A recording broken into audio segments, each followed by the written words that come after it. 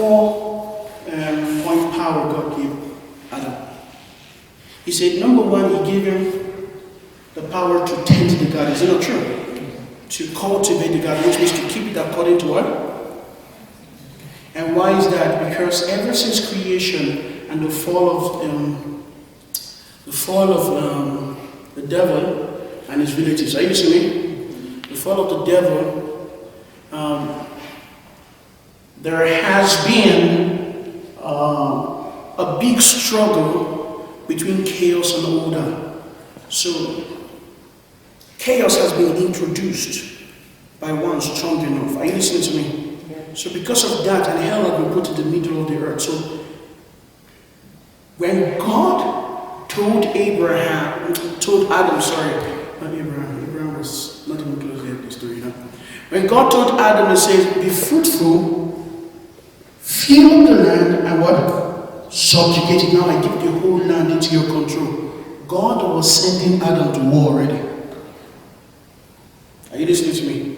But it was a war where Adam was already guaranteed what? Victory. Are you listening to me?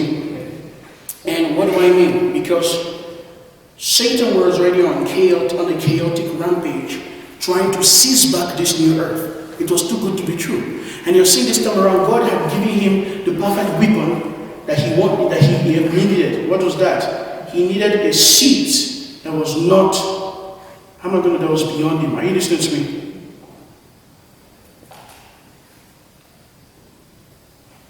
Do you get my point? He needed a seat that was beyond him. And he needed a seat from which he could affect the realms of things. You see, the seat he had originally was not that powerful, and it was destroyed when he fell. So this seat God gave Adam was not just the seat of an angel, it was the seat of a God. Do you understand what I'm trying to say? Are you listening to me? Satan was never a God. I need you to understand this. Satan was never a God. He was always just a glorified angel. Okay? So at best, he was head boy. Okay? You understand what I'm trying to say? So head boy is still below local government chairman. So at best he was head boy. But he was a caretaker, not a son. Are you listening to me? Yes. Hebrews says something about Jesus Christ. Because Jesus is the second Adam, so you have to understand. When he talks about Moses, he says, Moses ruled over God's house as a servant, but Jesus ruled over God's house as a son. Are you listening to me? Now, Moses ruled over God's house as a servant because he was not allowed to partake of the glory of the house. Are you listening to me? He had repercussion, but he could not settle in the fullness of the house. He was a caretaker, not an owner, not sharing in the ownership. Are you listening to me? But Jesus was sharing in the ownership because he officiated as a son. So Jesus was not a caretaker. So when we say we are joint heirs with Christ, and joint heirs with Christ, and therefore heirs to God the Father, are you listening to me? He's talking about ownership, not caretakership. But the reason why Moses was not officiating ownership but caretakership, because the sacrifice for man to be redeemed back as sons had not been made. Do you understand what I'm trying to say? So Moses could see the glory to come, but he was not even partaking in the glory to come yet. Are you listening to me? That's why the Bible tells you, Paul look at it and say, if this glory, if this law, if this ministry of death, written, do you hear what he calls it? Ministry of death, which tells you that it was not, how am I going to put it? It's not the real thing. Are you listening to me? It's chaotic in its nature. Because it was given, the 10th commandment was not given so as to help man walk with God. It was given to expose man to himself. Are you listening to me? Man presumed he could do it, and God said, okay, yes, stand. Before Moses came that they are broken up. Are you listening to what I'm trying to say? Yes. Do you get my point? Before Moses came, he had what? He had broken up. Now, so that is the thing that people don't. That's the thing that people don't get. In the main sense of it and in the life of it, you begin to walk with. How am I going to put it? You begin to see that the creation pattern and the things that God has given, that it had not unfolded itself yet because of the fall. Man had to be redeemed back as sons, or he would gain no access into the mysteries of God. Are you listening to me? And that's why when angels came down from heaven and began to teach the secrets of heaven to fallen man, they became so debased in their thinking, so chaotic, that God had to flush the whole thing down the toilet. Literally. If you understand what I'm trying to say. God had to do like, God was the first person who created PC. How do you know? Boom. And he just went there, whoa! You know, and the flood happened.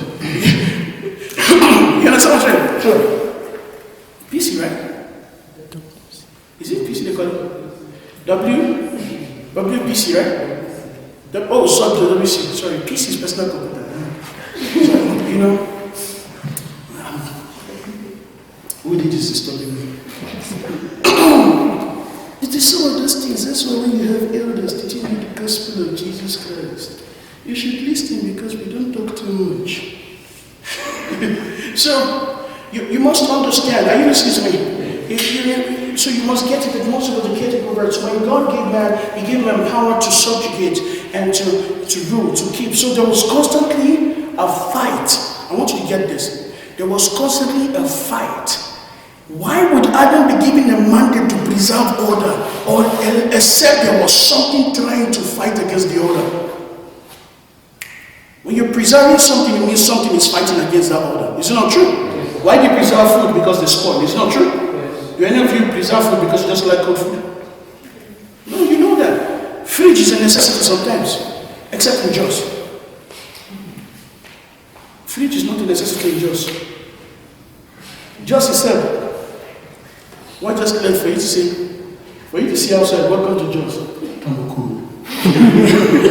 You know what I'm saying? So that's what is missing. But, so you have to understand that when Adam was given power to regulate, there was always, the Satan was always trying to get back that seat, because that seat was bigger than the seat he had enjoyed.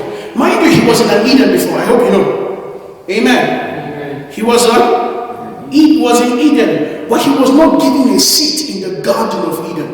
The garden was designed for man and for man alone. So you see, it was a throne built upon the mysteries of creation. There is no seat to Adam. All he had for his bed was the trees and their fruits. Are you listening to what I'm trying to say? Remember what I told you about plantations? About trees? Amen. God grant you understanding to get what I'm trying to say tonight. So, Adam, it was a seat. See, let me tell you something. Lucifer could help build through worship, but he was not a creator. Are you listening to me? He was a former, not a creator.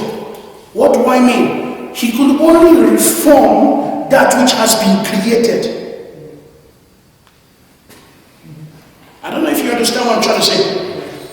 Amen. Now, can any of you create good?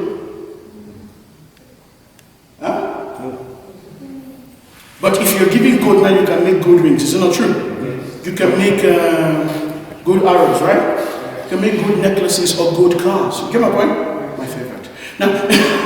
Now you can make all of that. Is it not true? Now, what am I trying to say in a nutshell? Does it mean that you created the gold? No. It was already there. You just took it and gave it a new form. That's the power that Lucifer had through worship. That's what happens in worship. When you worship, you're releasing divine frequencies of creation that begins to give things form. So when you don't understand worship, you will keep waiting for every time you can sing.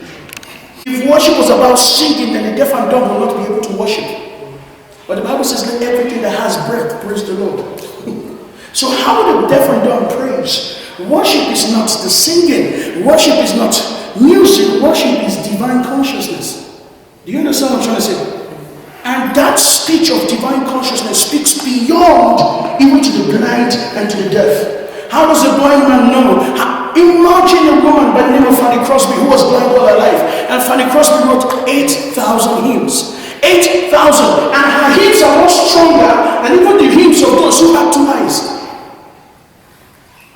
Are you listening to me? Or 3. You know, in those days, they had not perfected glasses as we have them today. So your glass was always connected to something. And when you wanted to look at something, have you ever seen this? They will hook it to one eye. But Fanny Crosby was blind. And yet she wrote hymns. And you would see her hymns were so vivid. How would a blind woman, I am thine, O Lord, I have heard thy word, and it drew me nearer to the cross where thou had died. How is it that she could see the cross so strongly, but yet remain blind? How is it that she would talk? You know what, brother? In the cross, be my glory ever. Are you listening? To God be the glory, great things he hath done. So loved he the Lord that he gave us his son. And she could create things that were so vivid, but yet she was blind. And you think you have to be perfect. But sometimes some of you think you're too perfect. That's why you think worship is only for those who are nothing, who are wretched. And that's why I pity your life. Some of you saw my status last night, right?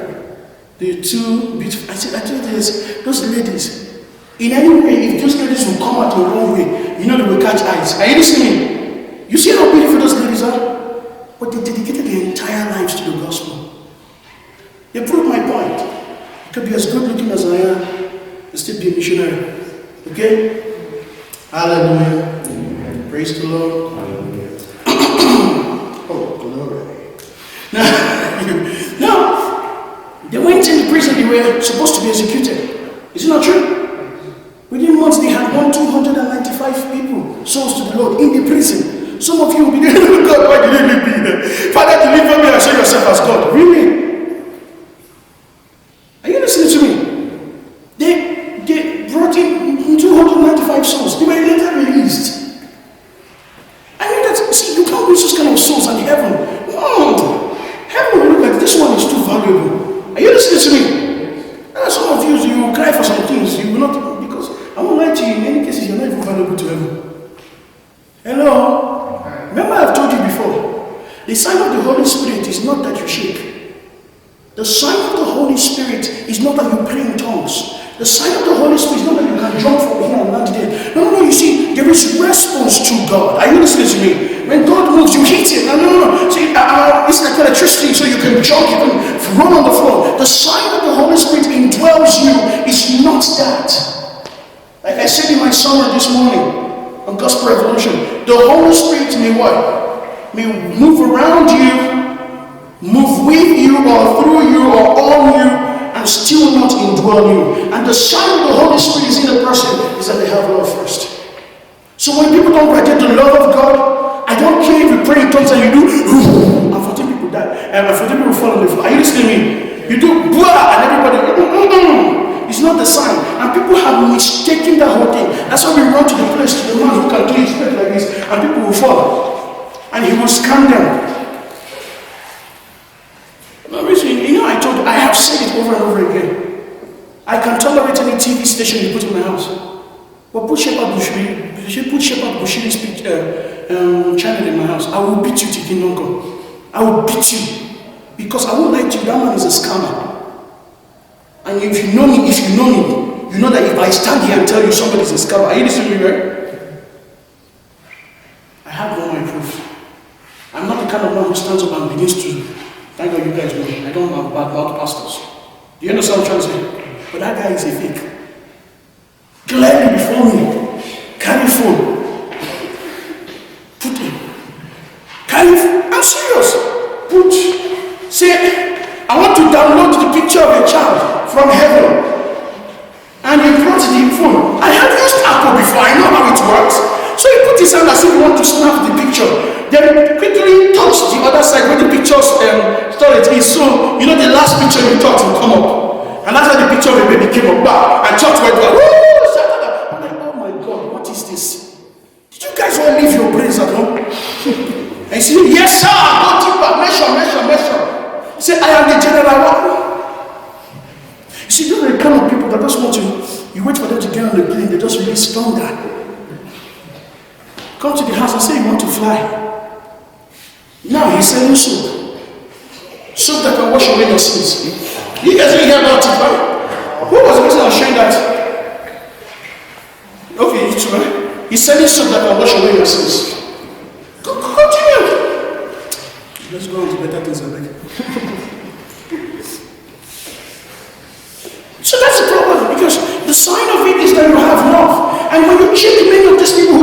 the Spirit of God, you will find that the love is missing from their lives. And you find that a lot of people can talk, but they have no real love. Because if love is in there, you will be selfless. But a lot of people in the body of Christ today are selfish. And they will not mind to steal from you. They won't mind to lie against you, to steal from you, to scam you, because they want money. And because they think that the end justifies the means. As long as I get money, oh, God be glorified. I'll come and pay my tithe in church. Thieves in the highest order, stealing in the name of the Lord. There is no law, because if you love people, you will want to see them liberated. If you love people, you will want to see them change. You will do whatever it takes to see them change. You will not come out to use them and manipulate them and see only what you can get from them. No. Are you listening to me? You want to see them become better than the people they have been. But we don't see that in the body of Christ today. No. That's why we give birth to weaker men these days. Or we give birth to confused women. I'm sorry. But I'm telling you that 75% of women who are waiting marriage right now, right? Are waiting for a husband they can control. Not the husband they can submit to. They wait for the husband who they can tell, hey, what are you doing? Don't make me angry now. If you're a wife, you can tell your husband that something is wrong with you. And if you're a husband and you piss off your wife on a daily basis, something's wrong with you too. You see the case? It just manifested itself here. No, I'm not. Look, I am not for male chauvinism. Are you listening to me? I'm not for all the stuff where you degrade women like women are pieces of clothing or property. No. But I still believe in the hierarchy God created. The wife is not the head of the house. It is the man that is the head of the house. The wife will submit to the husband as Christ. Are you listening to me? As the church submits to Christ. So Christ has the final word in the house. But you don't understand it. That the husband is meant to be a priest over his home. To represent the wife, the family before God. But when a man does not even understand who he is, he will not represent anybody before God. He will go and lock himself up somewhere. Hallelujah. So Adam was given that power to subjugate. So you understand that when anything fell out of order, are you listening to me? It was up to Adam in the glory to put it back to order. Are you getting the idea? That's what the word means, to replenish. Do you get my point? To keep in shape. You see, replenish here. And Adam was to do that. So if Adam had not eaten the fruit, do you understand what I'm saying? We will not be in this situation we're in now. Because there will be a construction. In fact, even though, okay, let me stop, because if I confuse some of you now, so let me go a bit deeper, but I know that some of your heads will just knock. We have MCU fans here, so let's keep the plot line entertaining and simple. Let's not move to as complicated as DC, So, amen. You see, I was talking to Omar yesterday.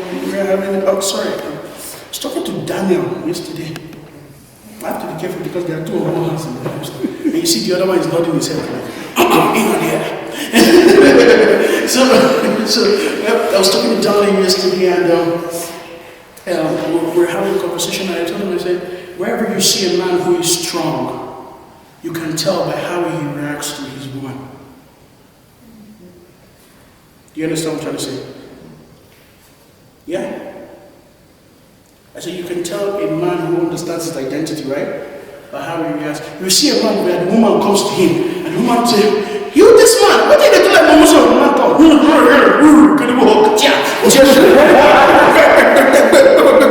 Everywhere.